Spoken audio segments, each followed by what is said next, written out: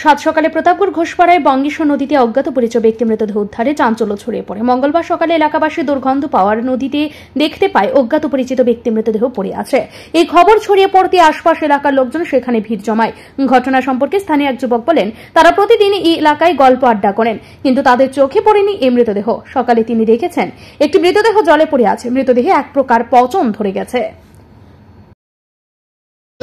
আমি ওখানে হঠাৎ দেখলাম, আমি তো আসলে বাড়ি যখন ফোন করছে, ঠিক আছে, আমরা তো ডেলি কাল রাত 10টা করে পর্যন্ত কোনোদিন দেখছিও না বা গন্ধ পাইছি না। জিনি ও আসো না কারবার না, এটা পরিচিত কি কালকে তো আমরা না আসলাম, রাত্রে করে মধ্যে না আসলাম, তো গন্ধ তো পাই না। আমরা ডেলি আপনার কথা আমরা বাড়িতে ফার্ম নেই, ঠিক আছে, এটা আমরা পার হই। হ্যাঁ, মানে ওখানে আসো না কারবারে। কালকে তো আমরা নদীতে নজর দিই না, কেন জাবরা তাই সময়টা ভর্তি, কেন নজর দিব এই আর কি।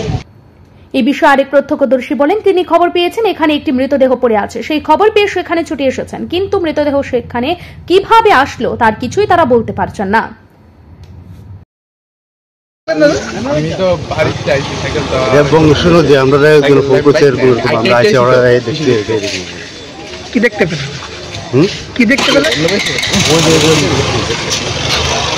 এটা না ওরা তো বলতে পারতেছি না কিছু,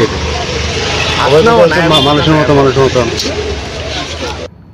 খবর দেওয়া হয় পুলিশে। পুলিশ এসে মৃতদেহ উদ্ধার করে ঘটনা তদন্ত করছে। তবে ক্ষতে বিক্ষত অবস্থায় মৃতদেহ থেকে এলাকায় দুর্গন্ধ ছড়াচ্ছে দেখে বোঝা যাচ্ছে যে মৃত্যু হয়েছে বেশ কয়েকদিন আগেই। হাত পায়ের বিভিন্ন অংশ শরীর থেকে আলাদা হয়ে যাচ্ছে। এই ঘটনাকে ঘিরে এলাকায় তীব্র চাঞ্চল্য ছড়িয়ে পড়ে। ব্যুরো রিপোর্ট, ঋদ্ধি নেটওয়ার্ক।